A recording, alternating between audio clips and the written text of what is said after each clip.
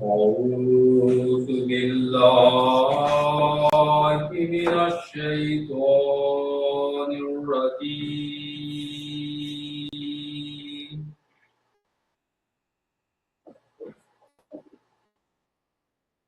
قل يا أهل الكتاب تعالوا إلى كلمة سواء بيننا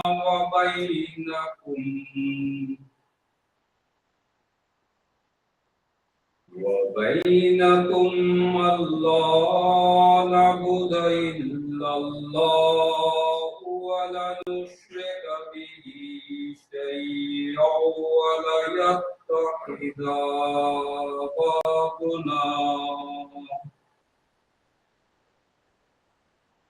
بعضا أربابا من دون الله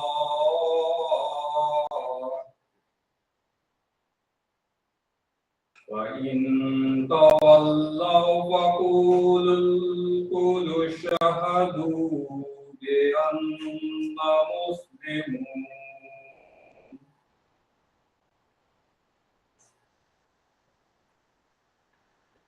يا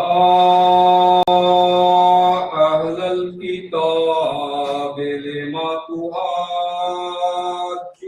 في إبراهيم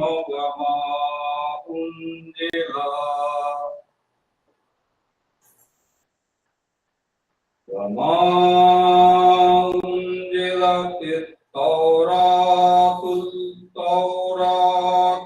الإنجيل إلا من بعده أفلا تعقلون. I have recited Surah Al-Imran verses 65 and 66. The translation is, say, O people of the book, come to a word equal between us and you, that we worship none but Allah, and that we associate no partner with Him, and that some of us take not others for lords beside Allah. But if they turn away, then say, we are witness that we have submitted to God. People of the book, why do you dispute concerning Ibrahim, when the Torah and the Gospel were not revealed till after him? Will you not then understand?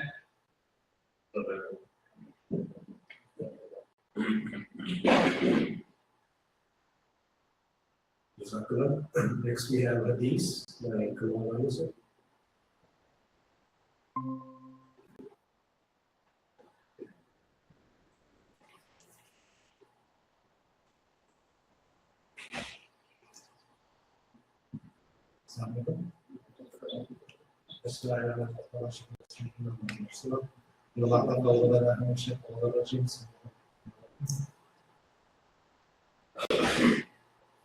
عن أبي سعيد قال خرج علينا رسول الله صلى الله عليه وسلم ونحن نتذاكر مسيح الدجال قال ألا أخبركم بما هو أخوف عليكم عندي من المسيح الدجال قال قلنا بلى فقال الشرك الخفي أن يقوم الرجل يصلي فيزين صلاته بما يرى من نظر الرجل. Translation. It was narrated that Abu Sa'id said, the Messenger of Allah came out to us when we were discussing Dajjal and said, shall I not tell you of that which I fear more for you than Dajjal? We said, yes. He said, hidden polytheism, when a man stands to pray and makes it look good because he sees a man looking at it.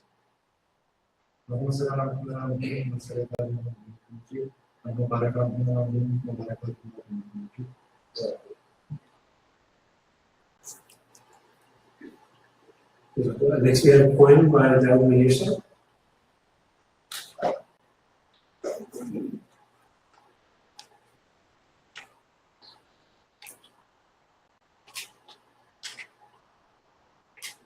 So I will recite few couplets from the poem of Masih Maud Islam in the praise of Almighty Allah. इस कदर ज़ाहिर है नूर उस मब्दउल अनवार का, बन रहा है सारा आलम आईना अब्सार का।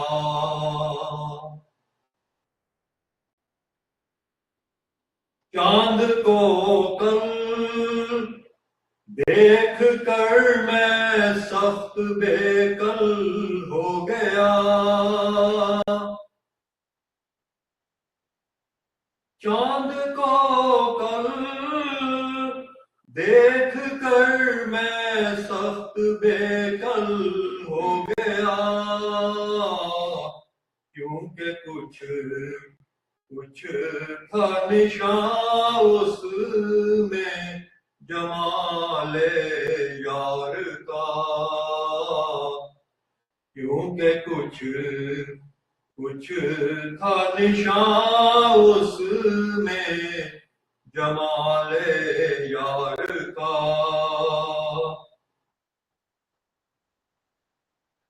उस बहारे हुस्न का दिल में हमारे जोश है,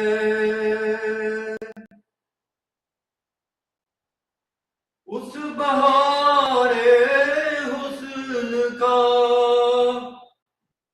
दिल में हमारे जोश है। मत करो कुछ जिक्र हमसे तरके जाता तार का, मत करो कुछ जिक्र हमसे तुरके जाता तार का।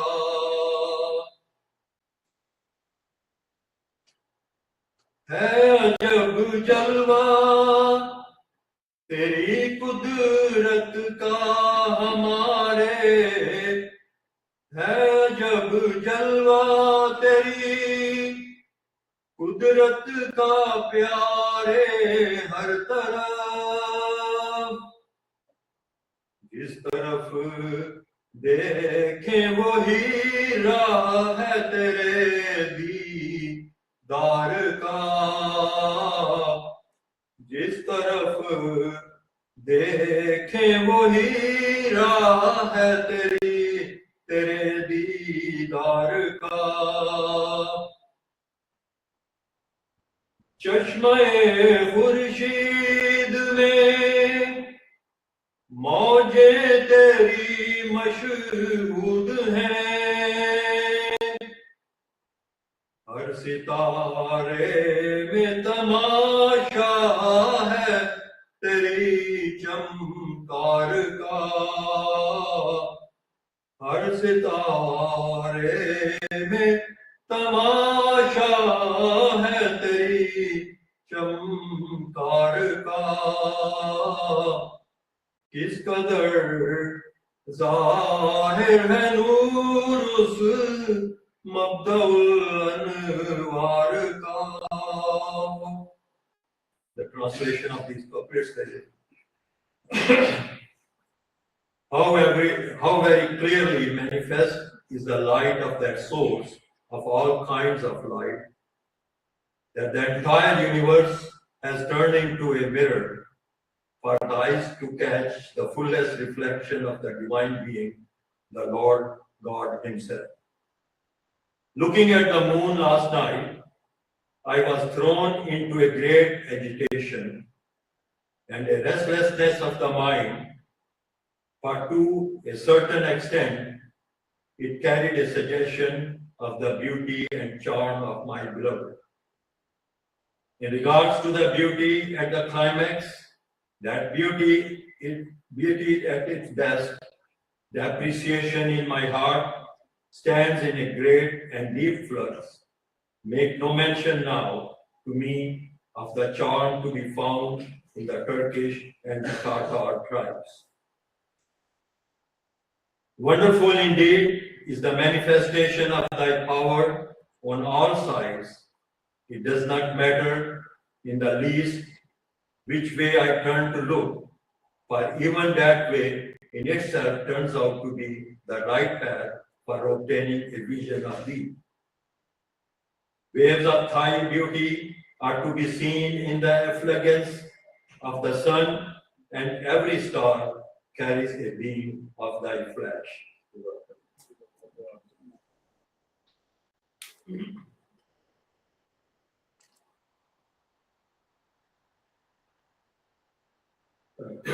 So just a quick review of the agenda. So we'll have some opening remarks followed by a speech on the first condition of that by Gaitsa. And then we'll have an interactive discussion on the blessings of marrying within the jama'at. Followed by, after that, we'll have a quick discussion on one of the shura proposals that's in front of shura for discussion. And then finally, Gaitsa will address us. So, Sissa.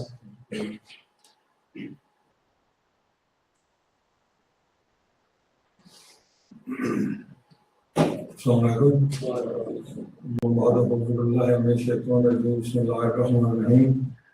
We have a full agenda today. I have a few comments. First of all, our physical chanda year is ending in a couple of months. We have only about 50% collection so far. So please make sure you pay your pledges. And also on people calling for you for chanda, please do not shoot the messenger. People calling and they tell me they give big lectures and start complaining and this and that. People are volunteers. Okay, their job is to remind you humbly, nicely, to please, go ahead and pay your chanda, go ahead and fulfill your pledges, and then you start bad mouthing them. This is not good. This is not chanda.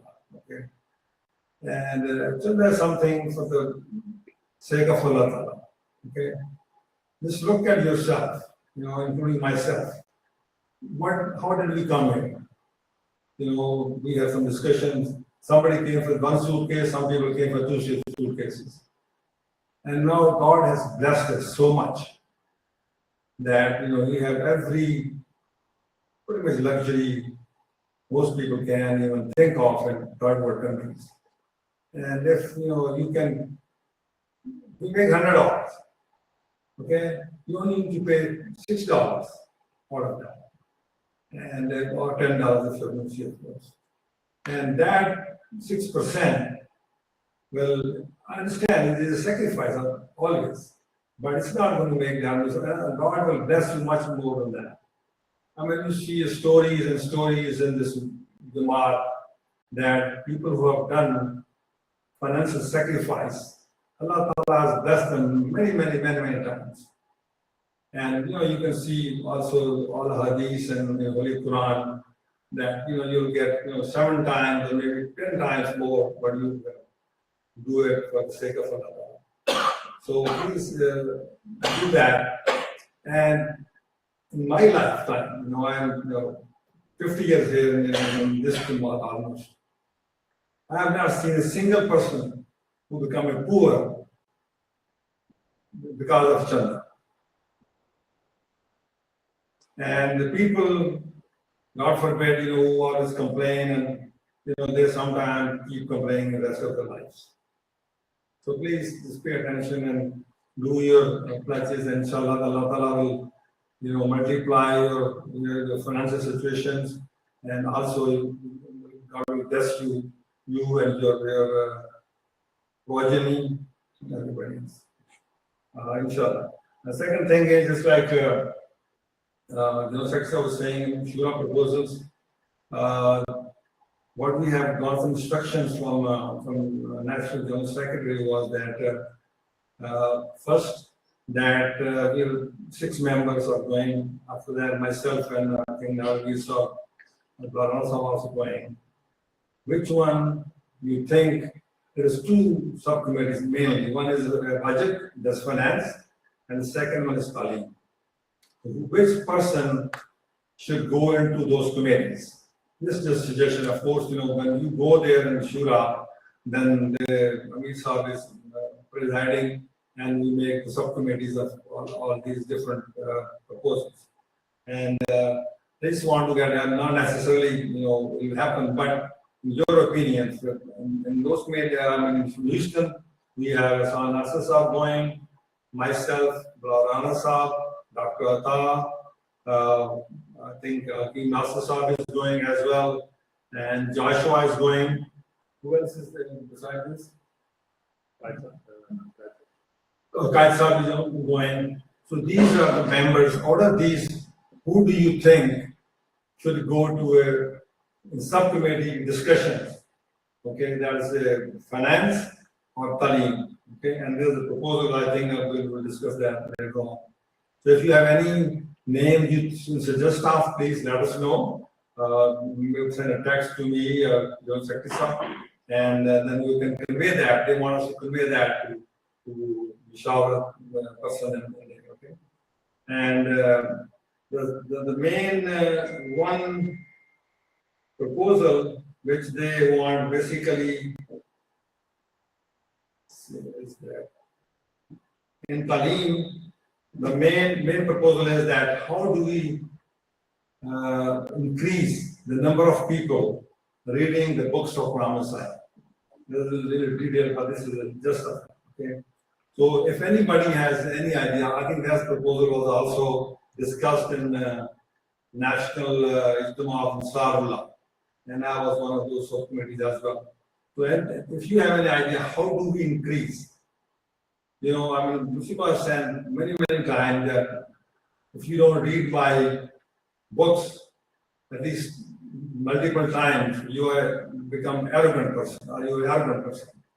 So how do we? I haven't read all of them. I have read some of them. They 80+ books. So I think we want to encourage. There's a lot of good things in Malfuzat and all the Ruhani Khazans and all those books which are written. So this was discussed in National Shura. So if anybody has any ideas or any proposals, they can share with us and we can share with them as well. Okay? That's all I have to say. Sorry.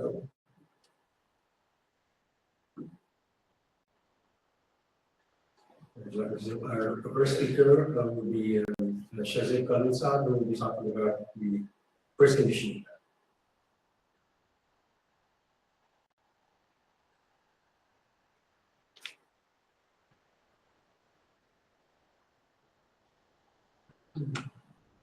أشهد أن لا إله إلا الله وحده لا شريك له وأشهد أن محمدا عبده ورسوله أما بعد فأعوذ بالله من الشيطان الرجيم بسم الله الرحمن الرحيم. Respected brothers and sisters, Assalamu alaikum wa rahmatullah. Today I've been given the opportunity to speak about the first condition of bet, which means the topic of my speech will be I will abstain from shirk. To start my speech, I'd like to go over the meaning of bet itself. So bet literally means, its definition is to sell yourself or make a pledge of allegiance. Furthermore, the Prophet ﷺ explains to take bet means handing over your life to the Almighty Allah. It means today we have sold our lives to the Almighty Allah. It is wrong to say that by treading the path of Allah, anybody can ultimately suffer a loss.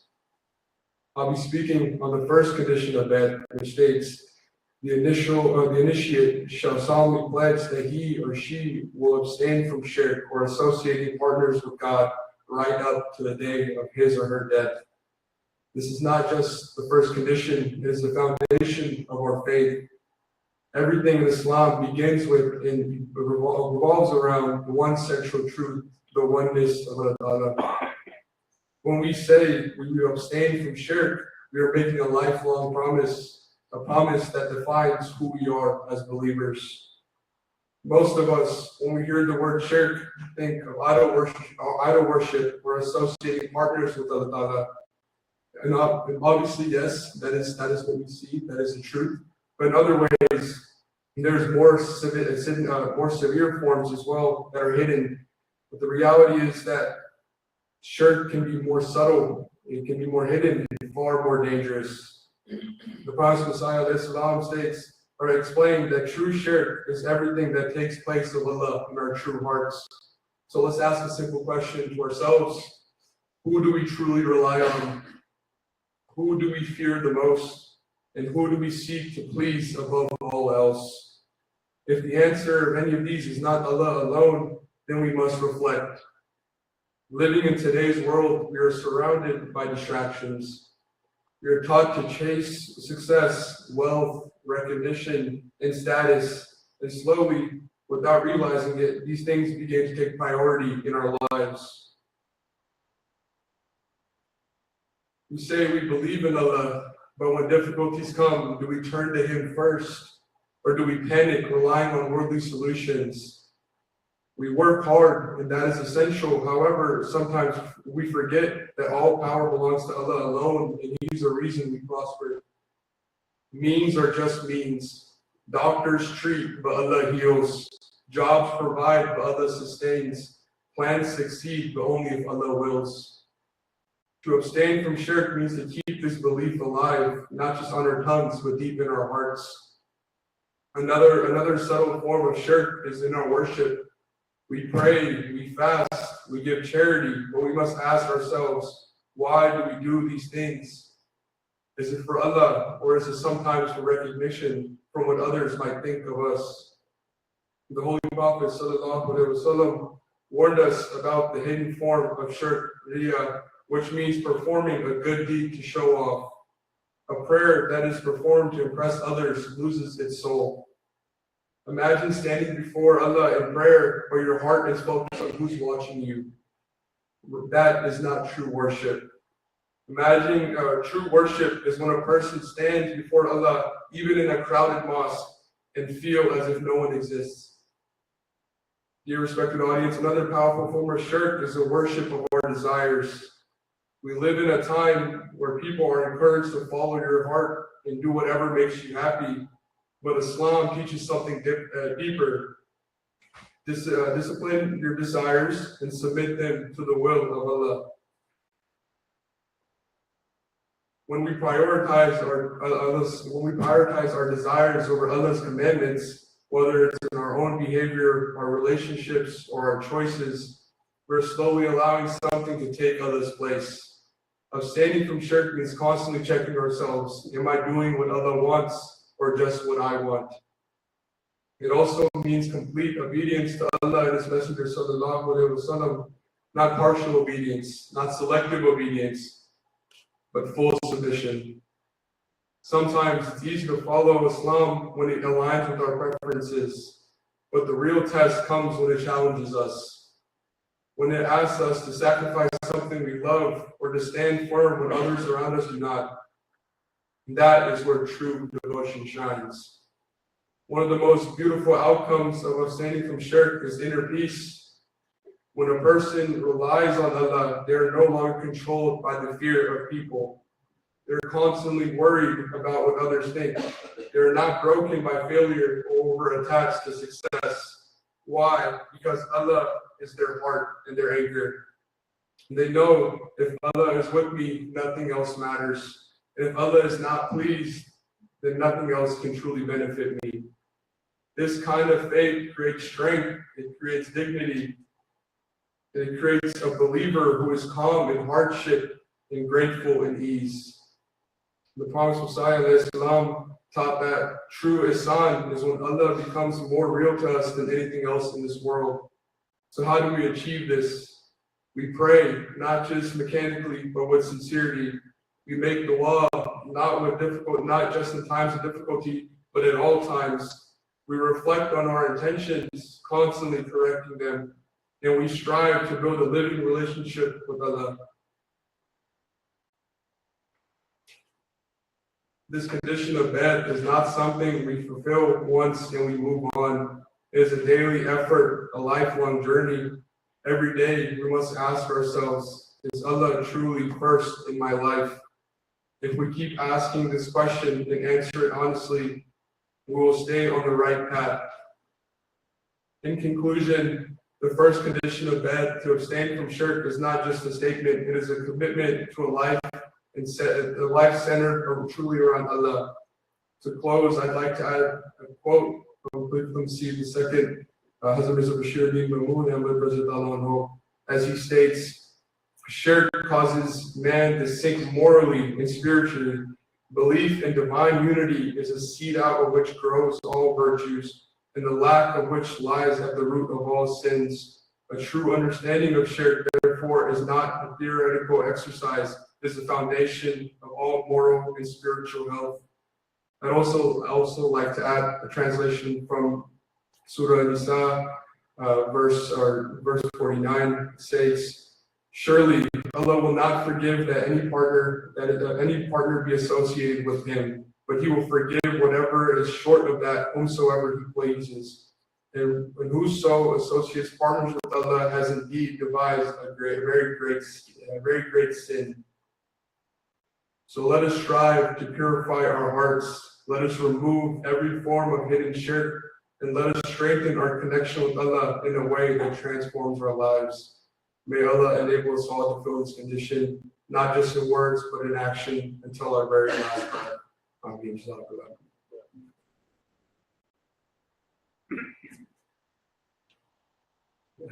So our next item is an interactive discussion on blessings of marriage. I'll ask Secretary Khalid of the Roof to come lead that discussion.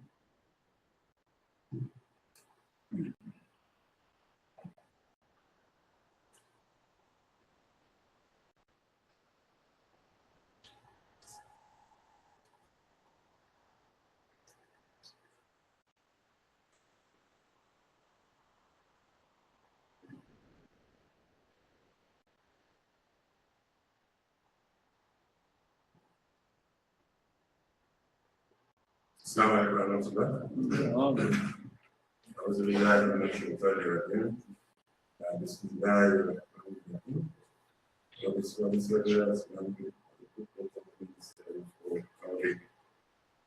we are going to have a discussion. This is not going to be a speech. This is going to be an interactive session on this particular topic of marrying outside the jama'at. Now, to get it started, I'm going to invite some panelists to join us. We have our expected missionary is already seated. So I will call on our expected vice president, Brother Amir Dawood, to join the panel, please. And the respected cabinet secretary, I think he's on his way, will join the panel and we'll get here. Then from that side, I want our sister, Dr. Mrs. Tahira Wakar, to be ready also.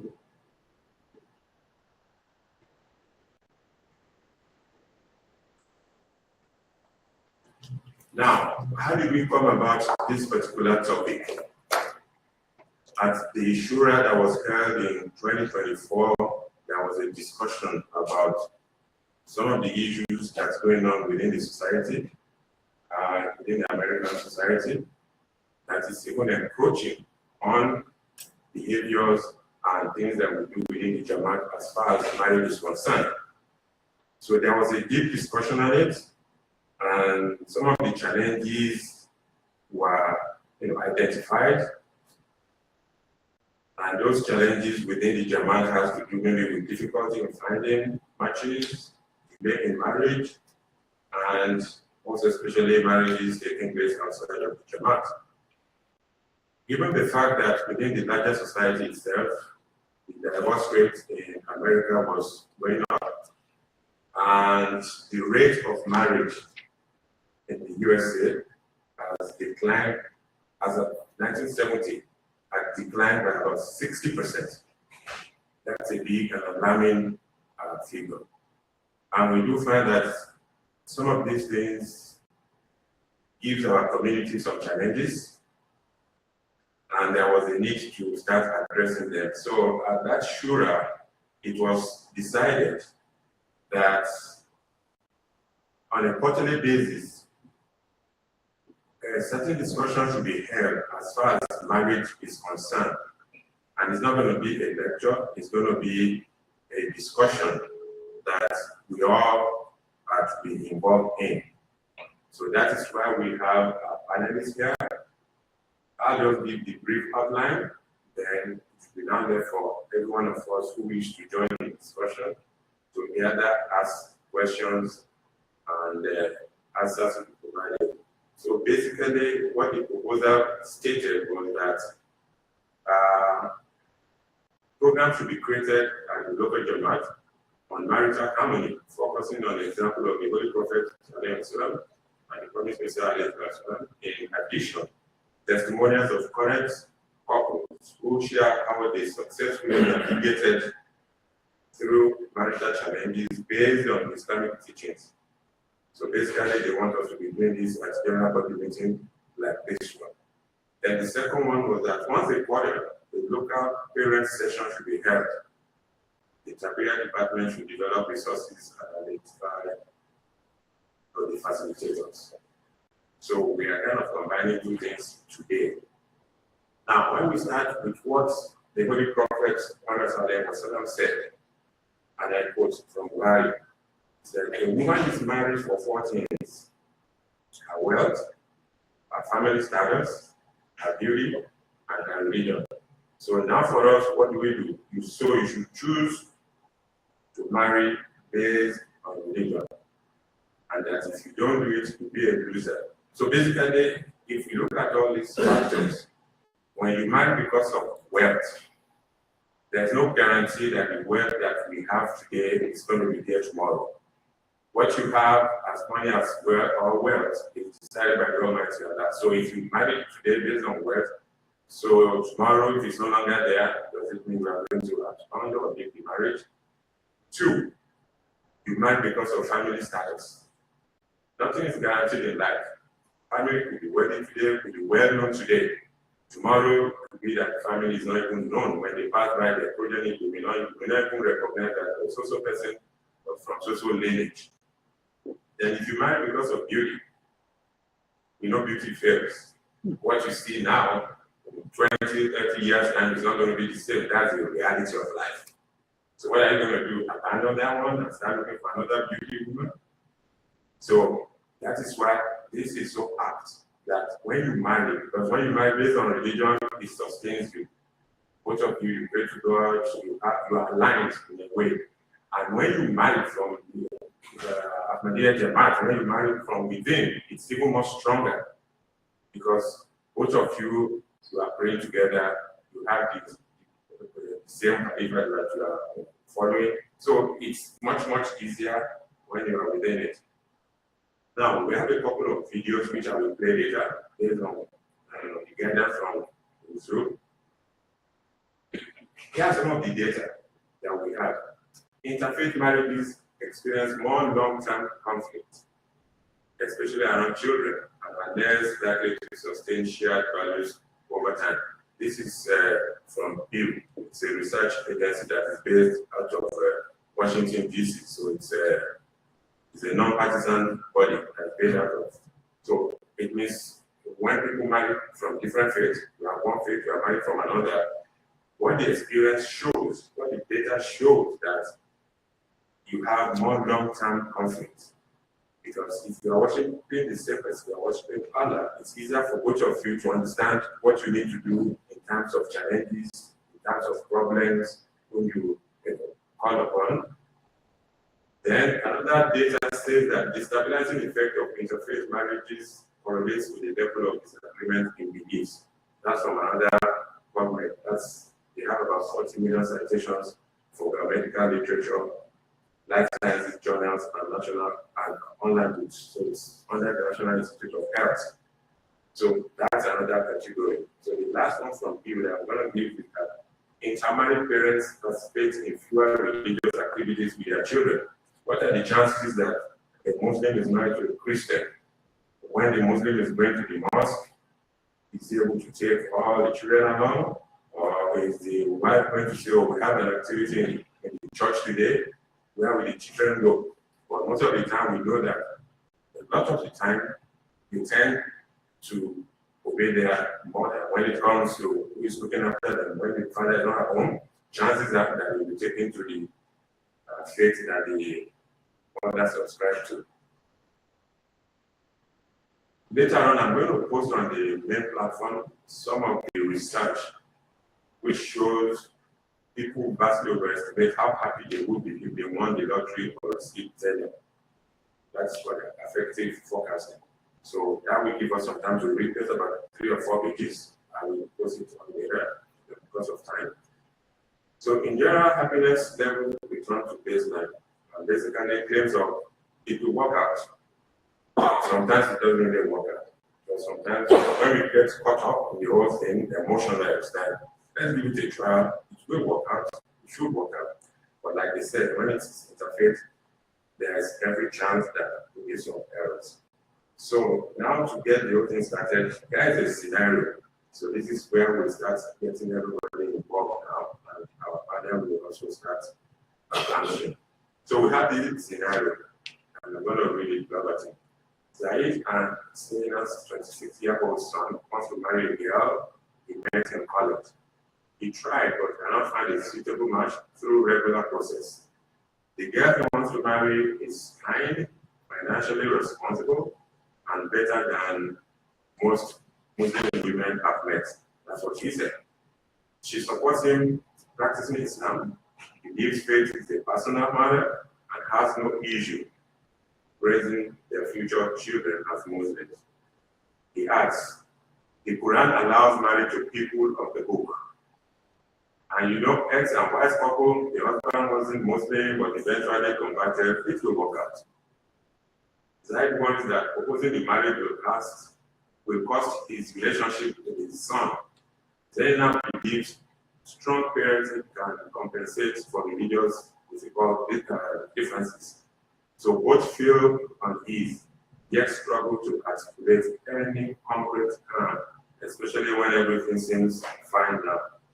Now, here are the questions. Number 1, what practical challenges might surface after marriage that are easy to overlook now? And number 2, how can the parents communicate clear religious boundaries without damaging the parent-child relationship? So I want the jama'at members to take a look at it again. You've had the scenario.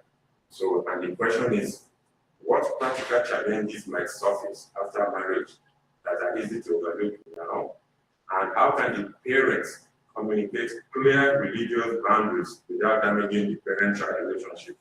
So we are going to send the mic around, and for those who wish to ask questions or give an opinion anonymously, you can text to this number. It will come to me, and after we are done, it will be deleted. So if you we have a microphone at the ladies' side also. So if you want to chime in, we can start now. So the microphone is ready. But if you want to send a text, you can use the number on your screen, 832-265-4201. So based on the answer to your questions, our panelists will start chiming in. Do we have a first taker? Usually it's difficult when we get the first one, the other people will start using their hand. So who's going to grab the hand? So is that This is best? a scenario, but case again. So, Oh, okay, to get back to the question, okay. is the girl Muslim or Christian? I can see. What? The girl is Muslim or Christian? Muslim. The boy is a Muslim, But the girl is. the girl is not a Muslim. But she said, it doesn't matter, I'm going to support him if he marries me. I practice their religion, and all that, and all that. So now the parents, it's like, okay, what should they do? Let me just put it that way. What should the parents do to make sure they follow their Islamic guidance? And secondly, to make sure they don't have a rift between themselves and the children. Assalamualaikum. Right. So, Actually, I'm not opposed to people marrying outside the religion, but answering your question, a lot of time when we're a little bit younger, our emotions are more stronger. But after marriage, when we start aging, our religious side start coming out a little bit more stronger. So when you do marry out of the religion, even though the person, when they were young, they were okay with, oh, we'll go with your way or my way. But as they start aging, and when the kids come in the picture, then a lot of people go, no, my faith is better. I didn't understand your faith at that time. This and those. So to me, this is why I think it is better to marry within the religion. that's one good opinion. And I think that from the lady side, you have one, let me know.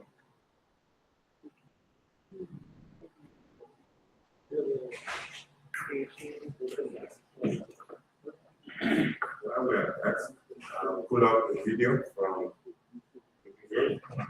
Rosa? Yes, sir. Assalamualaikum, we have just one question. Okay, please go ahead. This is just a comment. Some things that the young man will need to think about is that during the month of Ramadan, will he be able to wake up in the morning and cook his sehri for himself? Because this is a sacrifice to wake up early during Ramadan. We lose our sleep. So maybe his Christian wife will not be able to make that sacrifice, so he needs to be prepared to have a plan for Ramadan. Something else to think about is when it comes to paying chanda. Sometimes that $6 out of 100 is hard for the wife, in this scenario, the wife to accept, because maybe she wants to save for a vacation. And so there might be some issues that arise when the Muslim man wants to pay his chanda or makes a donation to the mosque. She might want to say, well, no, what about my donations that I want to make? Or what if we've already made, you made a big sacrifice last year, this year let's save up for vacation. So there's just some practical things to think about or to have a plan for.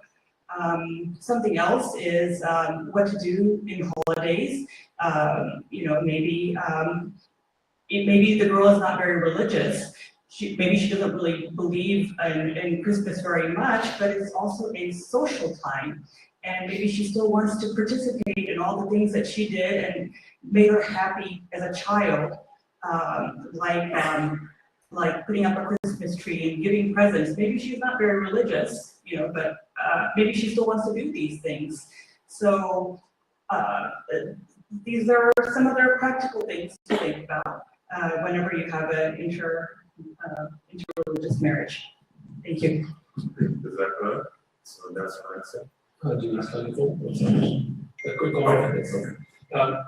The current scenario, if someone comes and presents to their mom and dad, which is already too late to make any meaningful changes, the only thing you need to think about as parents is that would there be any Ahmadiyya left in my family?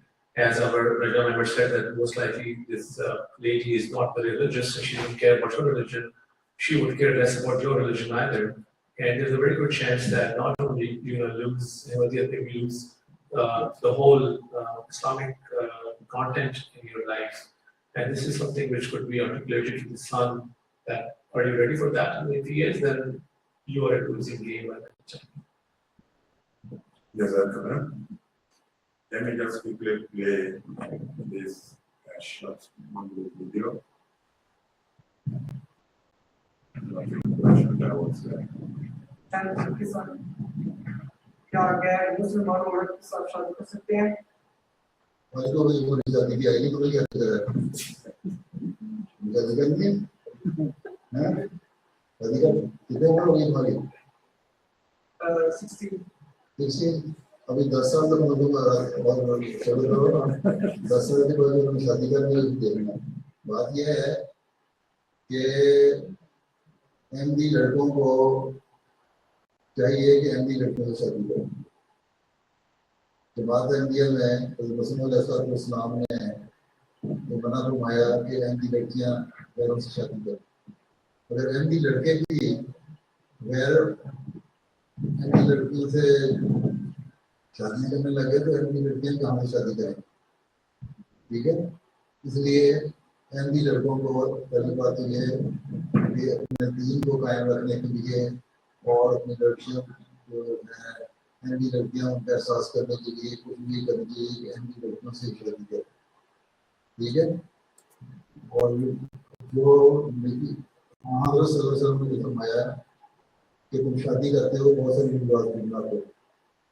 इसमें से एक ये कि तुम्हें किसी लड़की की शक्ल अच्छी लगती है खूबसूरत लगती है उससे उसकी खूबसूरती की वजह से शादी करते हो या तुम किसी दौलतमंद अमीर खानदान घर की लड़की है उस घर के मर्द की वजह से शादी करते हो या उसके खानदान की बड़ाई की वजह से शादी करते हो है जो दुनियावी बातें बहुत सारी उनकी वजह से लोग शादी करते हैं लेकिन फरमाया कि सबसे अच्छी रिश्ता वो है जब तुम लड़की का दीन देख के शादी करो और एक अहमदी लड़के को एक अहमदी मुसलमान लड़के को एक हकीकी सच्चे मुसलमान लड़के को दीन देख के शादी करनी चाहिए ये आम को फरमाना और इसके मुताबिक हमें कोशिश करनी चाहिए कि अहमदी लड़कियों से शादी करें हाँ अगर कोई बात दफा बहुत ही बुरी हो जाती है तो फिर अहमदी लड़का गैर अहमदी मुसलमान से शादी कर सकता है लेकिन शर्त यह है कि अहमदी निकाह पढ़ाए और जहाँ तक दूसरों को सवाल है दूसरे जो मजहब वाले हैं वो तो कहने को तो अहले किताब कहते हैं कि अहले किताब हैं लेकिन अमलन तीसरा को अल्लाह ताला का बेटा समझते हैं इससे उनका अभिषेक करने वाले भी हैं इसलिए तो ये कहना कि अहले किताब में असली का शादी जायज़ है वो जायज़ इसलिए नहीं कि वो ईसाई भी अगर है वो इसको अपना जो ईमान है उनको याद है ईमान को अल्लाह ताला को ईमान छोड़ बैठे अल्लाह पे ईमान ही नहीं जब अल्लाह पे ईमान नहीं तो वैसे खत्म हो गए ये बन गए या जो ईमान रखते हैं सही के वो शुरू करने लगे इसलिए उनसे बचना चाहिए इसलिए बेहतर यही है अगर एमडी नस्ल को संभालना है तो एमडी लड़के को एमडी लड़की के साथ शादी करनी चाहिए बाकी जहाँ तक गुनाह और स्वाब का सवाल है वो तो अल्लाह ताला ने फैसला करना है हमें इंसानी लिहाज से हमें देखना है कि हम किस तरह अपने लड़कों को संभाल सकते हैं अपनी लड़कियों को संभाल सकते हैं और आइंदा नस्लों को संभाल सकते हैं ठीक है So that is from our beloved Lulu. So before I send it to the panelists, there's an opinion here that says, I think it needs to be reminded of the hadith that was just recited. Marrying for faith should be priority. As the people of book, they have different priorities. So one of our panelists, you want to chime in?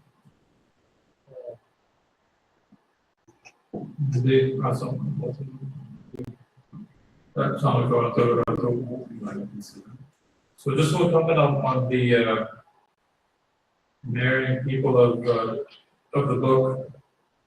It's a verse taken from Surah Ma'idah, verse 6. But if we read that verse in full, then even our Qudam who might use that as an excuse for something to hide behind.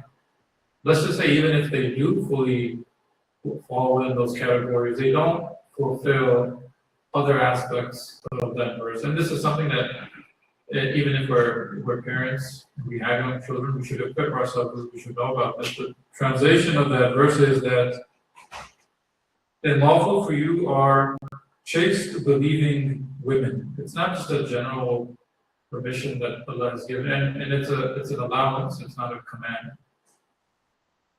Chaste, believing women, meaning they have to be righteous, their own conduct and character. And chaste women from among those who were given the book before you, when you give them their dowries, contracting a valid marriage and not committing fornication.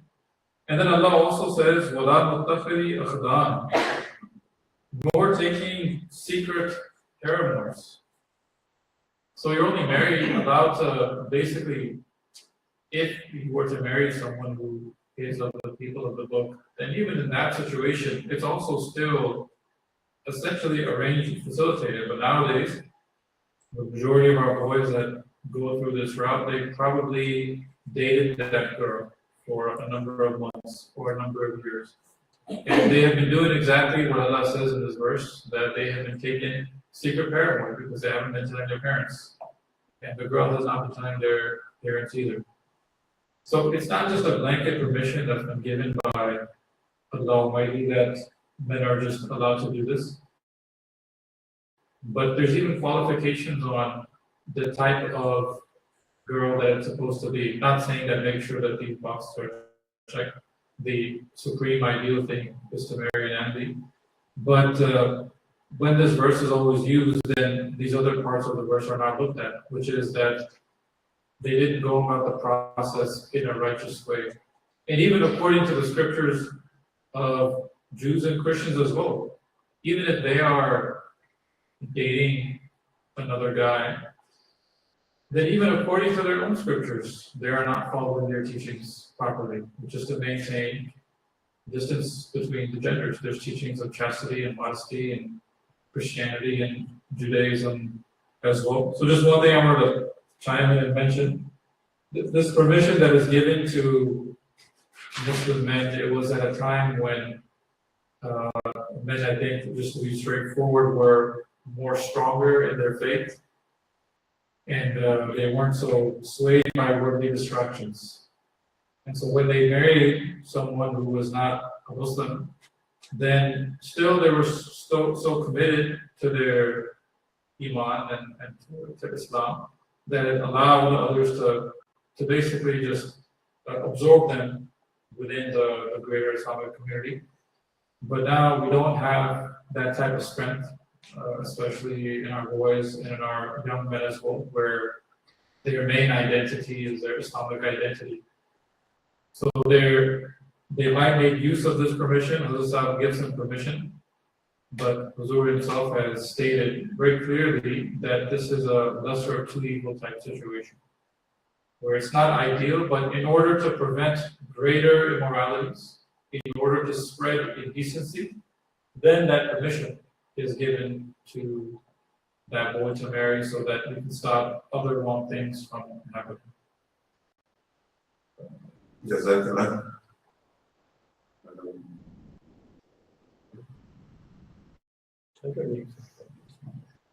Assalamu alaikum.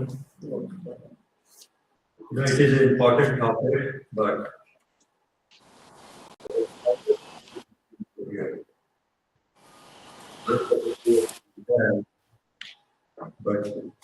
our children, we are over here, very, very few, and he who needs to understand the situation, especially from young age. Anyway, as you just mentioned, that if you want to preserve your belief or religion or deen को कायम रखने के लिए, we have to marry within our jama'at, so we can have compatibility in our beliefs. So basically, I will just break it down when we marry outside of our jama'at. First, which is the most serious issue, that marrying with a non-Muslim girl or boy. we have a huge difference of beliefs, and there will be lot of challenges if a boy or girl is married outside of religion, to a non-Muslim, Hindu, Christian, or whatever. And I will go through very briefly all those challenges. The second one is that marrying with a Muslim girl or a boy. That is also a challenge because we are Ahmadi Muslim, and that girl or boy could be just a Muslim and does not accept our beliefs as being a Muslim. So that is also a big challenge for both families and for a couple also. Then the third scenario could be marrying with a converted boy or a girl, but it should not be for the sake of marriage. That's another, because if they are marrying for the doing a bad or converting just for the sake of marriage, that still has the issue. She or he may not accept each other's beliefs. For the time being, they can do it, but later on, issues can arise. So these are the different scenarios which I thought we can bring it up. And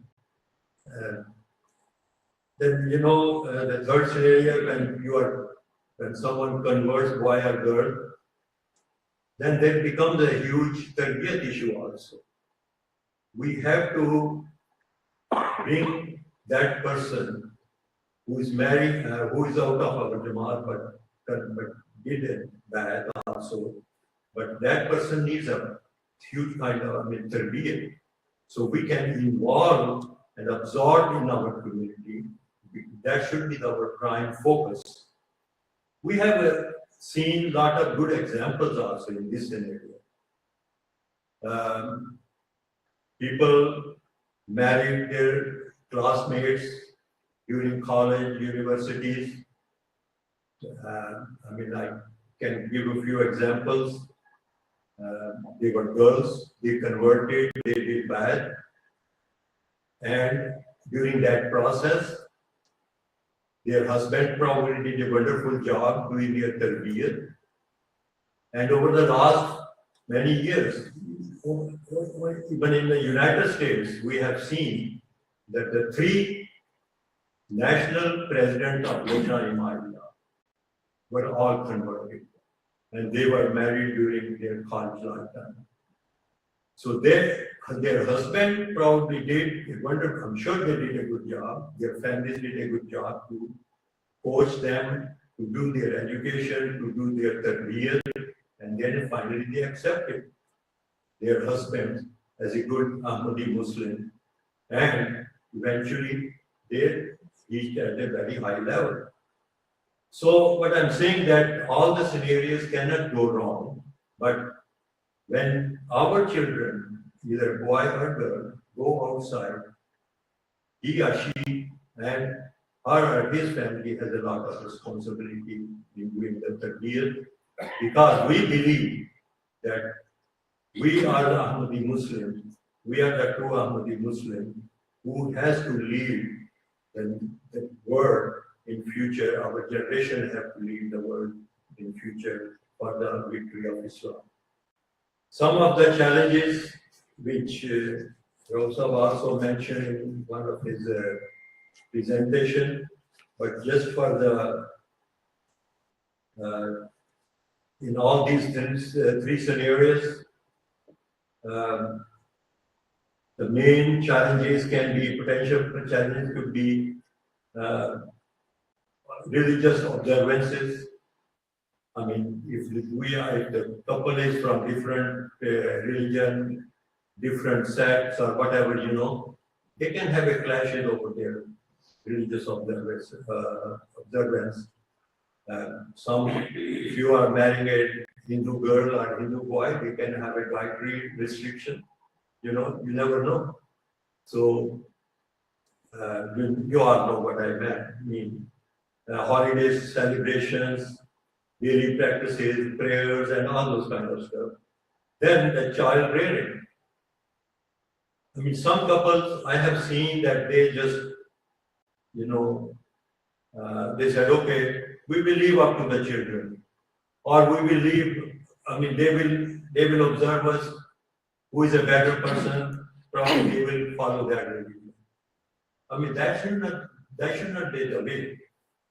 I mean, we cannot leave upon the children if we are marrying someone outside of jama'at. You know, that can also affect our family life, social life of their children and the parents also.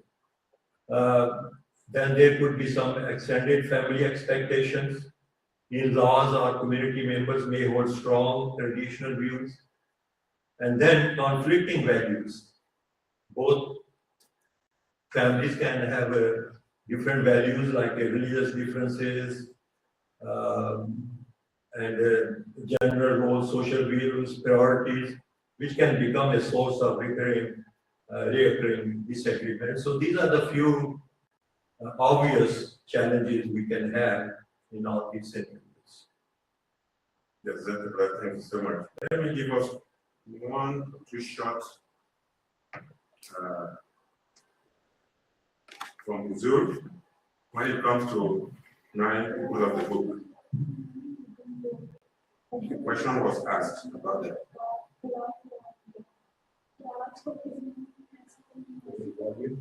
और ये है कि अल्लाह की रात से तो कर सकते हैं। साथ ही अल्लाह ताला ने ये भी कहा है कि तुम मुशरिक की शादी न करो। आजकल जो अल्लाह की रात है वो ईसा को गुलाम मानने वाले हैं अक्सर, वो अल्लाह की रात के साथ साथ मुशरिक करने वाले हैं। आपसे सवाल इसके एक बात मानने वाली है और दूसरा को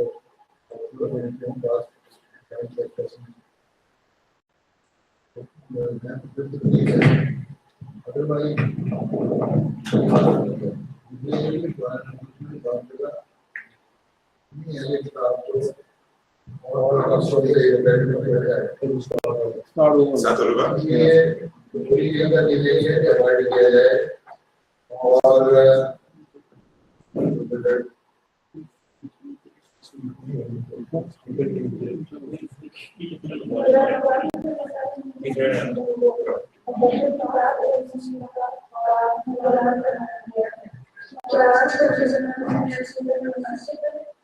आगे है किताब से तो याद कर सकते हैं। साथ ही अल्लाह ताला ने ये भी कहा है कि मुशरिक से शादी न करो।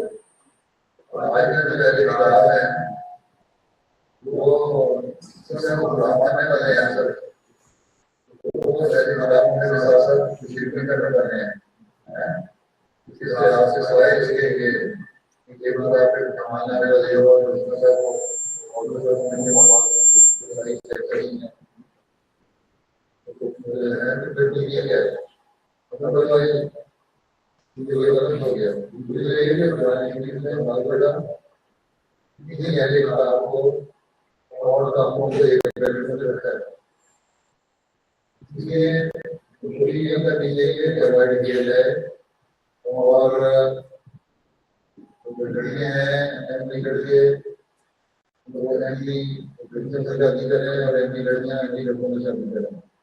लेकिन अगर जहाँ देखा जाता है कि ऐसी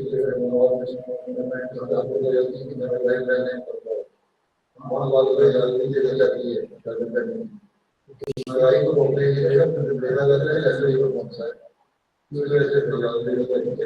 लेकिन बेहतर तरीका ये है और यही पसंदीदा तरीका है कि शादी करें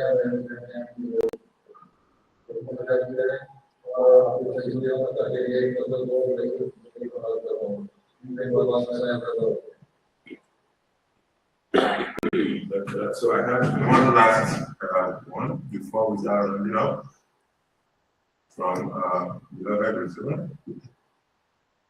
So it's like a reminder to us to have a think about what our offspring is going to be like. ये ज़ाहिरी माशरे के उसको शुरू से औलाद देने से हम करना चाहिए।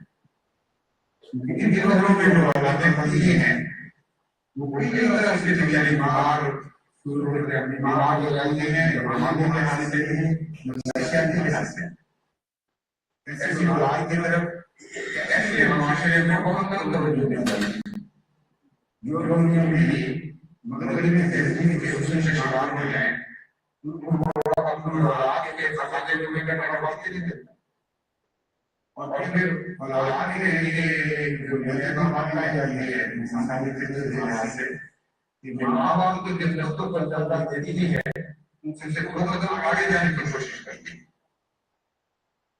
अगर नीति की तरफ हो तो शायद ये तमन्ना अपनी शिद्दत से पैदा ना हो लेकिन माँ बाप की फिक्रों में जो उन्होंने औलाद दो कदम छोड़ के चार कदम आगे बढ़ने की कोशिश करती है इसलिए जिस शादी की तमन्ना में जिस शादी हो गई हो वहाँ औलाद चार कदम आगे बढ़ो दस कदम ये भी उसको तौफीक देने की आगे बढ़ाए और बड़े के साथ मौलाना में करता है खुला कर वो खानदानी निजाम जो इस्लाम का चाहता है वो उसमें निकल जाता है और मौलवी की तरह का जिम्मेदारी निजाम कायम हो जाता है।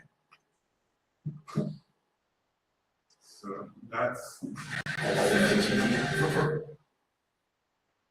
all I have for now. So I will call on the panelists if they have any one or two words to wrap up. If somebody has a question. Please go ahead. May I make a comment?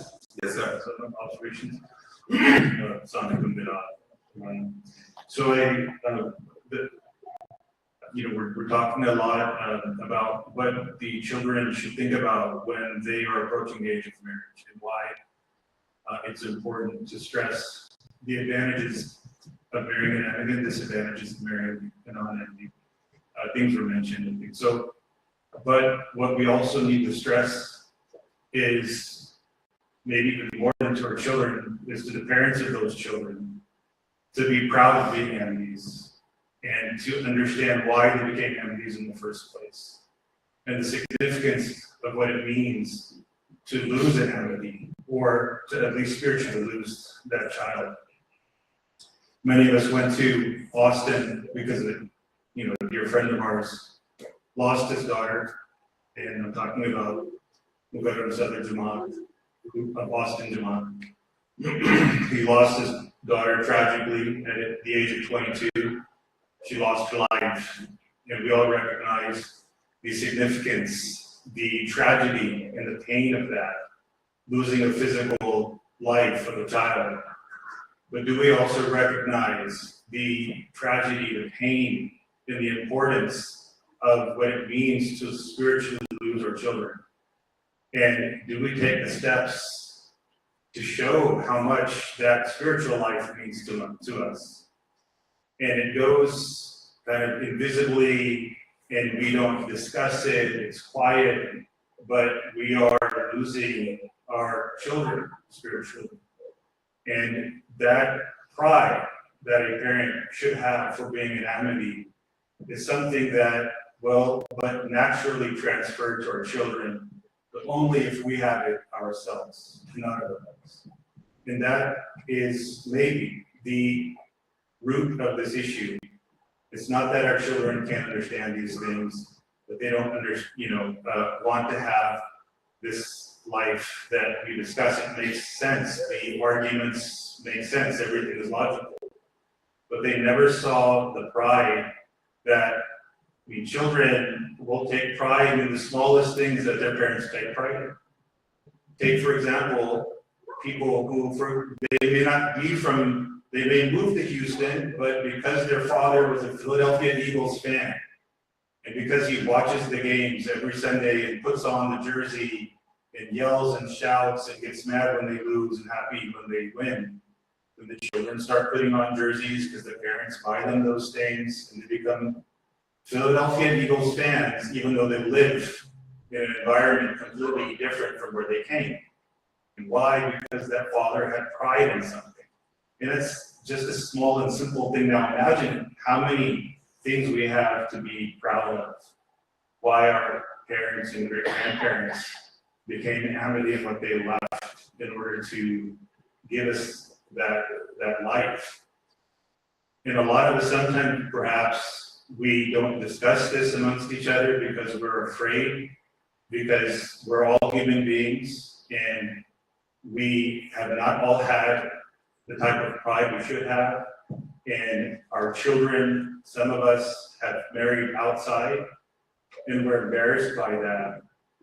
But just because that's happened, that does not mean that those children or those parents are somehow no longer our brothers or our children. They're still our children.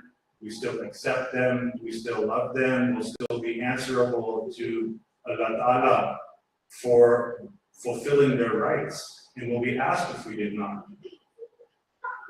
It's different, however, to accept our children versus accepting their choices. Accepting their choices is not something that we're obligated to do. And that's all right, making that distinction. Still love them, hug them, and father them and mother them. You don't have to accept and normalize their choice so that you don't lose an entire, not just person, but a generation, because each person is actually a big branch of a family tree. A lot of us started as Ahmadis with one person, and now we have dozens, hundreds, maybe thousands of families. That's how important one life is, and what I mean by life is them marrying inside the jama'at. So I just wanted to say this, that it's important for us to remember why we should be proud to be Ahmadi, to think about that, and then when the time comes, start speaking with your children about it, that, okay, college is coming, it's a vulnerable time, you speak with your spouse, do we send them to a college outside of Houston or not? Should we send them, are they the type of person that can be, you may trust your child, that does not mean you have to trust the environment and the other people. So these conversations and considering protecting them, either in engagement or something where they can have a path towards marriage. Otherwise, the average age of marriage in this jama'at is 27 for men. This is from 2017, last time I looked at this. Now 9 years later, the average age for men, for women was 27 and men is 29. And this is right with the national average. So you see what the effect of the environment can have on a community that's trying to protect its values or claims that we are, with adapting the trends of the surroundings, because we are in awe of them. We are impressed with them rather than ourselves. And, Shahzeb Kahlon? Yes, please. Assalamualaikum. Okay, from the it's So last comment from my side, I just have to quote Hazrat Muslim al-Khalif Sani. When he became the Khalifa of Masih, his very first speech in 1914, December 1914, was about two topics. The one was pronounced detail of blessing of Khilafat, and the second topic was exactly this topic of marrying inside the Jama'at. He said that when the time comes for you to marry off your daughters, have faith in Allah Ta'ala and marry them in pious Ahmadi families. Because if you don't, if your daughter is of strong of faith, her whole life is going to become a struggle, fighting for her faith. And if she's weak, she's going to become one of those. That's all I have to add.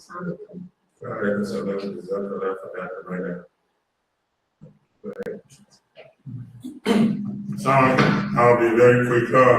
Based on what Brother Bilal just said, I just want to. There was a situation that happened back when I was in Nigeria. A lady was approached by a non-Ahmadi boy and said, "Oh, I'm not going to marry you because I'm an Ahmadi." So the friend of the lady now called her and said, "Are you saying you not marry the brother because you're Ahmadi or because your dad is?" He was trying to say, is it because of your dad or you believe you should not do it? So the other Ahmadi lady was questioning the answer from that lady that no, I will not marry you because I'm from an Ahmadi home. So the lady was asking another Ahmadi lady, are you saying this because you believe you should not do it, or you doing it because of your dad. And that speaks volume that the children, I don't think they know what does this Ahmadiyya really means, why they so saying we cannot do it. That's number one. Number two, if you look at the Quran, why we are one of the verses of the Quran that makes us doing nikah, it says, Ya yazina manutakula wa kulu kala sedina. You sleep like Umar, that's where I'm going. That if you act well, if you act steadfast, you're righteous, Allah will bless it for you. So that means you can't marry somebody without them knowing that they are good people, they are faithful person. Because once you miss that, the next verse says, "Well, you back, then I'll forgive you all your shortcomings." So the first one is very important. And also, if we say a girl should marry a boy in the jama'at, I look at our boys, God bless them, they are good. But the girls are going to be living in the shadow of their passion. The boys are not there. They are not well trained sometimes. Very few are well trained, very few knows how to do the solar. But look at the girls. They are more trained. Some of them are read the Quran very well. They are passion for the Jama'at, but our boys are not there. So what is Zuri saying? How do we uphold that standard? So that when I get my children to a boy in the Jama'at, it doesn't become a punching bag. And then they don't treat them well. Because they have no training. Sometimes little things like when they are playing basketball out there, I saw most of our boys, the Azan is going to keep playing the basketball. Those little things matter. Because that is why we're Ahmadis. Ahmadi means we're the second transformation of the Holy Prophet Muhammad. We have fun when we are growing up. But it doesn't disturb. There are some basic fundamentals our kids have to know if we truly want them to be marrying our girls. So we have to do a better job making sure they understand that if you want to marry, there are so many times when I was growing up, I see many marriages conducted on Friday. I don't see it anymore. I only see few. Because they marry because of faith. They will just announce the marriage that 5 families getting married. The husband has no job that much, but they marry because of faith. And then the marriage was successful. But because now it's about, how much you have. We are so consumed in the Western world that we are forgetting we are Ahmadis. I was joking with the missionary staff last week. Somebody came and said the true Ahmadis. Why are we using the word true Ahmadi for an Ahmadi to be true? That means another Ahmadi has to come, because the purpose of when we say true Islam before is because another Ahmadi came to correct that. If you start using the word true Ahmadi, that boy is not a true Ahmadi. That means you are saying that the significance of calling of the Ahmadi is vanished. So little things like, do they know how to say the prayer? Do they come? For me, you cannot marry my daughter if you are not coming to the prayer. That's a basic. You cannot marry somebody comes to you to marry your daughter, and it's done in the Quran, it's not coming to us to pray. The marriage, that is a no. So if we all have that standard, you will see that these children will get married. The verse of the Quran says, even if you ask them to get married, God says, those of them who are fuqara, I will provide for them and I will enrich them. Those of them that we say you should get, your Prophet Muhammad, we told you to get them married. If they are poor, Allah says, I will enrich them. So we are losing that.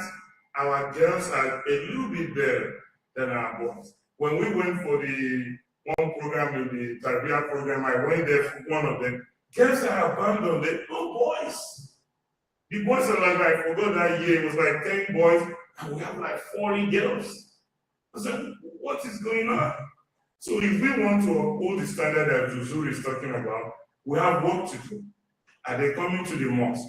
And one day they will come home and say something, and then we will all be really struggling with this. So that is my take, that we need to go back to the basics. Some of our children don't know basic things like going to the mosque, entering the mosque, entering the restroom. How do they want to get married? Of course, they will become wanted, my brother Ami just said. They will go for Philadelphia Eagles will become because they don't know the basics.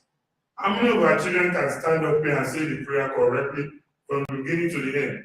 And bet you can only find maybe 20% that will say the prayer from, but whether in Africa or in Pakistan, that is a must.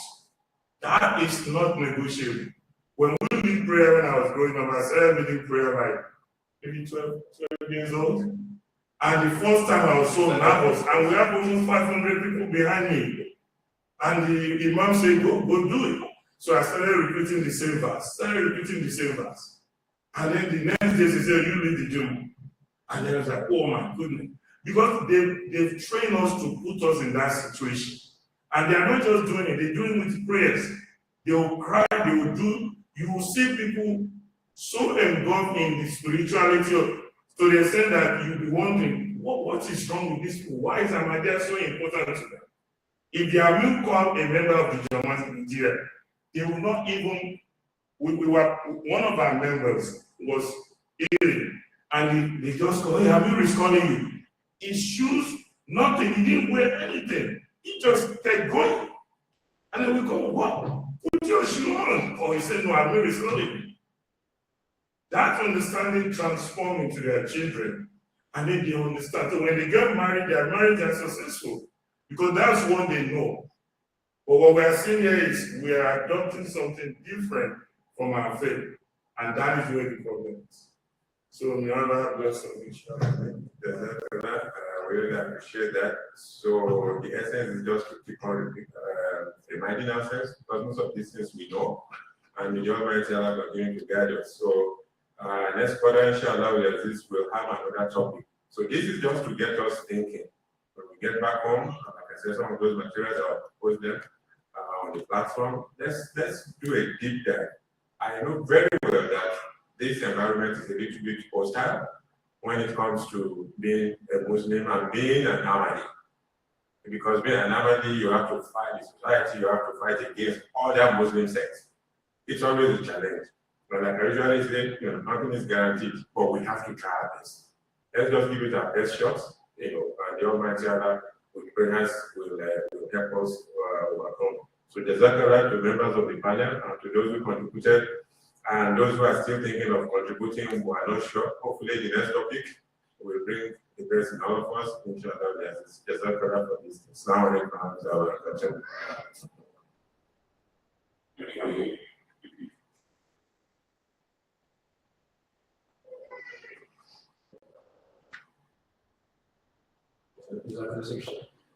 Our last item for the meeting is concluding remarks and dua by the Islam.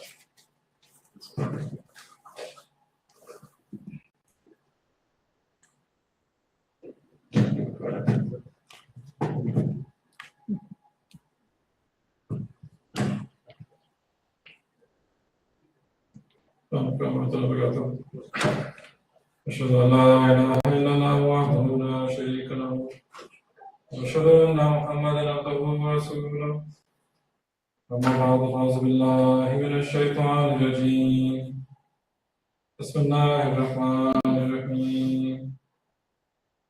Jazakallah to our panelists and any of the comments that you received for the participation. There's not that much good attendance here today, we know that, but this is a discussion that we just have to get started at least. We need to get the question out there so that we can ultimately just have a reckoning with ourselves and make clear what our objective and what our direction is. This is not any one person or individual's fault, not some department's fault, not any one segment of society, the boys this, the girls that. Everyone has some partial blame. Everyone has responsibility. But as a community, as a people, we need to move forward in this direction. Like the Amir Saab in his addresses, almost every single concluding address that he gives in Jalsa, West Coast Jalsa as well, always this point is mentioned about how we are losing our future generations because of marriage that is done only for the sake of, or conversion that is done for the sake of marriage, or marrying someone who's not an Ahmadi. But as a people, we need to take a collective stand and decide, make a decision. And it seems like a very obvious thing to ask, but decide on ourselves that, are we Ahmadi? Do we think this is true? If we believe this to be the truth, then that's it. This is the direction that we need to move in as an individual, as a family, as a people as well. There's not that many people here, but each of us has our own circle. We have our family circles, we have our friend circles, we gather together here and there.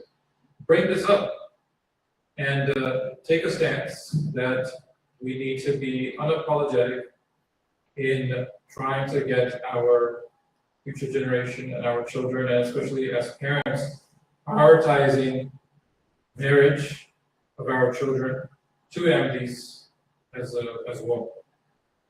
I just have a couple of references that I wanted to bring up, just some points to note down. We're going to mention Shura as well. Shura has been happening for for so many years now, over a century now in the Jama'at. And I came across something interesting. This issue has been happening for a long time. It's not something brand new of Ahmadis marrying non-Ahmadis, particularly Ahmadi boys that are unfortunately not marrying Ahmadi girls. It's been discussed for over a century now, almost, within the Jama'at's own Shura system. There's a book in the Jama'at system of Mushawarah that mentions a couple of different interesting points. But something I wanted to bring in as a historical point, it mentions that, quote, marriage is an issue which has always demanded particular attention of the Jama'at, and it has repeatedly been discussed at Shura. In the beginning, the problems were of a different nature. Members of the Jama'at were of the view that marrying non-Ahmadi women without permission from Markaz should be prohibited. This is where it gets interesting. A proposal to this effect was first initiated by Nazarat al-Mulama and was put before Majlis al-Mushawarah in 1927. Over a century ago, probably a lot of our forefathers here, our grandparents, our great-grandparents, our great-uncles, they were there in the Shura and Qadian. And there, the general Shura body, at that point, now most of us, our second, third, fourth cousins, they're probably Ahmadi. But at this point in time, as a Muslim makes the mention as well, that for most Ahmadis at this point in time, their families were not Ahmadi. The majority of their extended families were non-Ahmadis. Still, conversions and etc. were happening, but it wasn't like it is today, where most of us in our extended families were probably Ahmadi. But it's interesting to know that 100 years ago, our forefathers were taking this very firm stance in a much more difficult situation, that we cannot allow this to happen.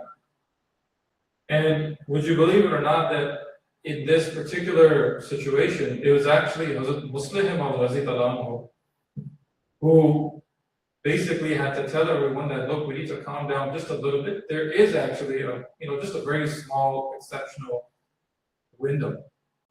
Hazrat Muslim had to tell the Shura body that we can't be so completely strict. There is just a small window where it can be allowed. But the reason I'm just mentioning this is to show how many generations ago, this was also a very important issue. And our forefathers took a very firm stance all the way in 1927, over a century ago, that we need to stop this and we need to stop this now. And they brought it up in front of the entire Jama'at. But while the Muslim who is discussing this issue, it was mentioned 1-2 times over here as well, that the difficulty that we're going to run into, that he also noticed, is that future generations are not going to probably hold on to Islam Ahmadiyya, unfortunately, if there's a marriage between someone who only converts for the sake of marriage, or someone who gets permission to marry one who is not of the jama'at. And he says that a similar remark was made. He says that let us suppose that 100 marriages are solemnized with non-Ahmadis, as a result of which 20 young men leave Ahmadiyyat while 80 girls embrace it. So he's saying, let's just say, okay, a couple of people leave because of marrying someone who's not an Ahmadi, and other people join. We'll say, well, they converted, right? Our numbers are going up or something. He says that the conversion of 80 women would not be as beneficial for us as the loss of 20 young men. He's not making a girl-boy comparison, whether men are better than women. He's just saying that losing people is worse than, or the, sort of the effect of losing someone is worse than the effect of gaining someone. If we gain someone and we think that we've got one person, that's fine, because it's people's job to convert. Meaning it's, humanity is supposed to be brought to the truth. But what is extremely hurtful is when someone loses their faith. Because the Muslim says that it is wrong to risk even the smallest part of what God has granted to us on the pretext of procuring more. I'll say it again. He says it is wrong to risk even the smallest part of what God has granted to us on the pretext of procuring more. Our duty is to protect the faith of the people who have been given to us by God. As the Muslim says, it will not be our success. Really powerful words. He says it will not be our success if we get 99 people from outside and lose even a single one of our own. Our enthusiasm for our religion demands that we do not let even one person step out from our ranks, whether or not we get 99 others. So you see a very strict line that is a Muslim was drawing, that even if we get 99 people, losing one is something that we absolutely cannot fathom. He says it will not be our success if we get 99 people from outside and lose even a single one of our own. I often have to, not often, unfortunately, often, because the nikah process has to go through the missionary, so I see the cases, I talk to the boys, I see the situation that the girls are in, and the vast majority, there are very few exceptional cases, and the ones that I've seen, literally just a handful, less than a handful, where the conversion for marriage was authentic.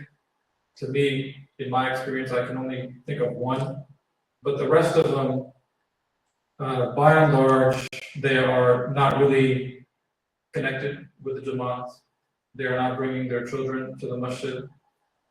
The individual that they married or that was converted for the sake of marriage, in the beginning, yes, there are sessions, you meet them a couple of 5-6 times, and it's nice, formal. But after the marriage happens, then very sudden drop off because mission accomplished. You're not married to the person, you got what they really wanted, which is to marry that individual. But the actual goal is seeking the pleasure of Allah Almighty. And really at the root, that's what it is. Our priorities need to change when it comes to marriage. Unfortunately, we have taken a religious process in which we are allowed to sprinkle some social aspects on it. We have turned it wholly socially and sprinkle a little bit of religious things on it. But marriage, its purpose is only one, that is to establish a relationship with Allah. It is to find God, and we do it for the sake of Allah and nothing else. But because Allah has been taken out of the process, other priorities show up. We want to make a splash, we want to make a scene, we want to get married to someone that's going to look good on Instagram. And we have lost our priorities, as Secretary Tabligh was mentioning as well, because the faith has been taken out. Once you take that out, you will replace it. You need a purpose, you will replace it with other things, with chasing superficial aspects of what it means to be successful or what it means to have a successful marriage. Allah Almighty says in the Holy Quran that وَلَا تَنْكِحُوا الْمُشْرِكَاتِ حَتَّى يُؤْمِنْ, and marry not idolatrous women until they believe. وَلَأَمَّةٌ مُؤْمِنَةٌ خَيْرٌ مِّن مُشْرِكَةٍ, and a believing bondwoman is better than an idolatress. وَلَوْ أَعْجَبَتْكُمْ, although she may highly please you. So Allah accepts that it could be that we get fascinated by someone who is not of our faith. Allah mentions that. And then He says, and give not believing women in marriage to idolaters until they believe. Even a believing slave is better than an idolater, although he may highly please you. Right? Allah is accepting that it is possible. And this Arabic word ajaba, it's not a normal word of liking. This, ajaba in Arabic means similarly in Urdu, ta'ajjub, it means to be amazed, to be fascinated, to be in wonder. So we're talking about intense infatuation with someone. Allah accepts that can happen. But He says that we are not allowed to marry them because their beliefs are radically different. But still, yes, we're allowed to marry the people of the book, but we should take a cue from this verse of Allah Almighty and look at the spirit behind it. That if the values are at odds, it doesn't matter if we like them, if we are fascinated by them. Again, Allah accepts that it's very much possible. Still, the command is there that we cannot marry them.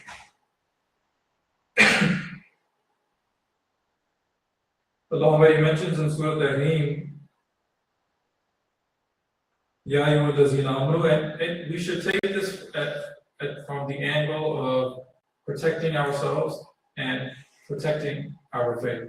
Because we can only be here in the masjid just for a little bit, a fraction of the time during the week. Because the rest of the time we're going to be at home. Allah says, Ya ayyuhalladhina amanu qu anfusakum, O you who believe, save yourselves, wa ahlikum, and your families. Ya ayyuhalladhina amanu qu anfusakum wa ahlikum naran waquduha an-nas. O you who believe, save yourselves and your families from a fire whose fuel is men and stones. Allah says that we first need to protect ourselves and then also protect our families. And this word ahl, Khalifa Salis is in the commentary of it. He says that it means families, but it also means your tribe, your community, your neighbors, your people that are in your immediate vicinity. This is a command of Allah Almighty to protect ourselves from the fire. And punishment comes upon us when we abandon Allah Almighty. But if we are in a union in which one party doesn't even really recognize Allah, doesn't even really recognize His teachings, then we are eventually just taking them towards that. And it's very sad to see, to be frank, when you look at those marriages, that the couple doesn't even know what to teach their child because they don't want to hurt the sensibilities of their partner. They're in the masjid, they're sort of not in the masjid, there's this emptiness that you see in their eyes, and eventually they just give up and then they drift off and are just living a normal, stereotypical Western life with no real direction in life. Everything is just about sports games, going out here and there, eating out at a restaurant. They don't really end up believing in anything. There's no identity because they never held on to anything, which is ultimately we need to hold on to the teachings of Allah Almighty. I'll finish with some words of Rasul Muslim. So I'll mention them in Urdu because they're powerful, and then I'll mention them in English as well. Rasul Salis mentions, while discussing this verse in one of his sermons, Ya ayyuhallazina amanu qu anfusakum wa ahlikum, O you who believe, save yourselves and your families from a fire. Rasul Salis says that Allah Ta'ala ne Quran Kareem mein ahlikum ka ek anzari pehlu ye bhi bataya कि बाज़ दफा एक इंसान खुद तो ईमान रखता है अपने दिल में और उसके मुताबिक अमल करने की कोशिश करता है और बशारतों का मुस्तहिक होता है, लेकिन उसके अहल उसके लिए फितना बनते और सिरात मुस्तकीम से उसे दूर ले जाने वाले बन जाते हैं। इस वास्ते किसी एक शख्स का ये कहना कि मैं सिरात मुस्तकीम पर कायम हो गया हूँ, ये काफी नहीं है। ये इसलिए काफी नहीं कि जो करीब तरीन फितना उसकी जिंदगी में है वो उसके घर में मौजूद है। Very powerful last sentence of the Fasad is that the closest fitna and trial, tribulation and challenge in your life is in your home. And Allah mentions this in the Holy Quran as well, that our children, our progeny are a trial for us. Yes, it is a gift from Allah Almighty, it is a blessing from Allah, but it is a test as well. That will we be swayed by them? Will we be fascinated by their degrees and how good they look and how Western they are? Or are we going to guide them towards Allah and make the identity that if you don't have Allah, then you don't really have anything in life? Khalifa Saleh says that, in just a brief English, he says over here that it could be possible that you yourselves are a good follower, that you're following the teachings, you are a mu'min, but we shouldn't think that because I am on the straight path, then that means our children are going to follow as well. Many parents, I think I see, just assume that of course our children are going to marry enemies. Of course they're going to do exactly what they say, but that rarely ever ends up working out. The ones who recognize that nothing is guaranteed and it is only Allah's grace that is going to work, then they are the ones who take the steps to make sure that their children are protected. And that's the angle that we need to be looking at. We need to protect our children and our generations from living a lifestyle that is not in line with what Allah wants.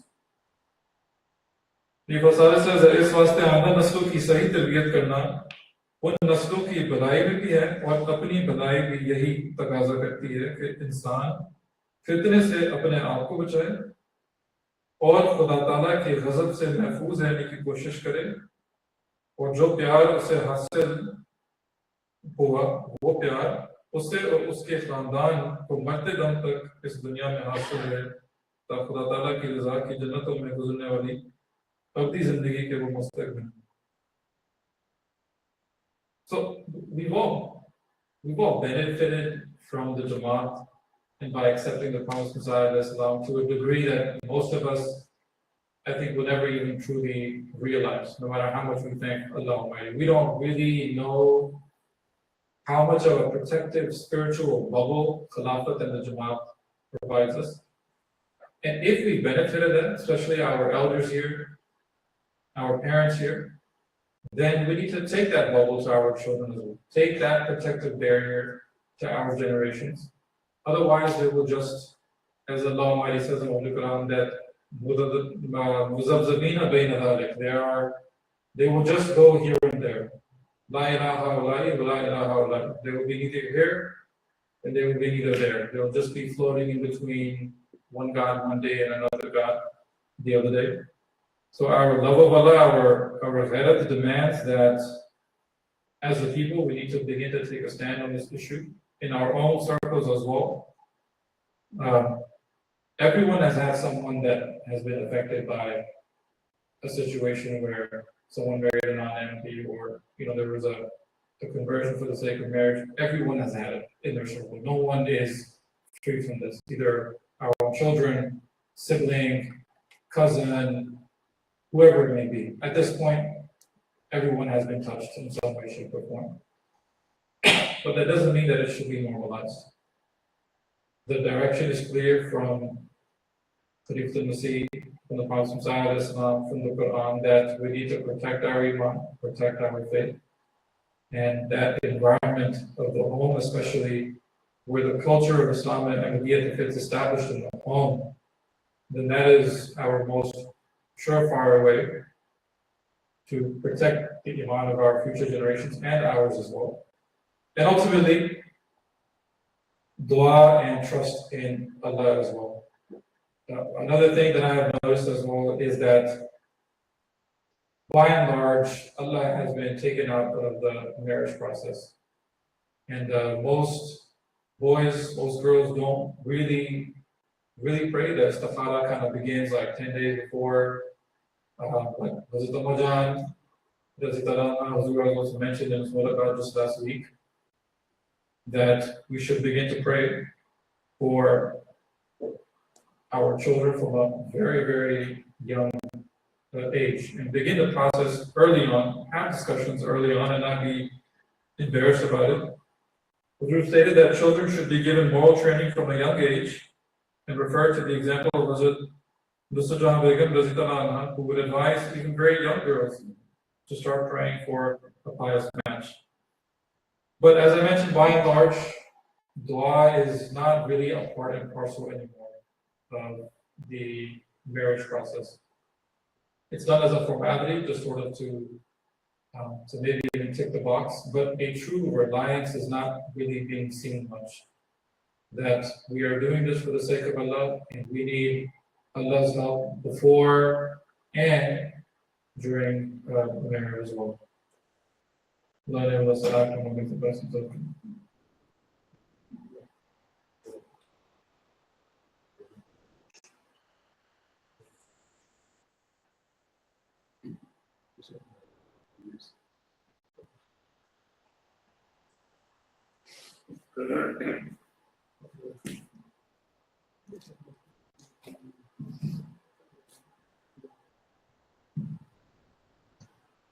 Please join me in dua.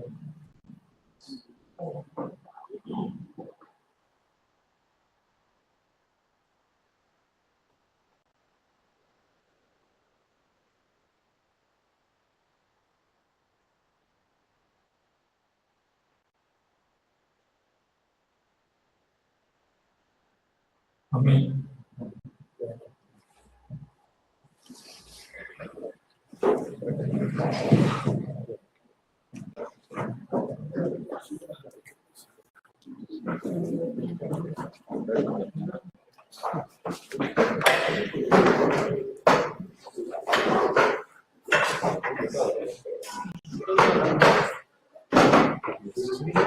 Exactly.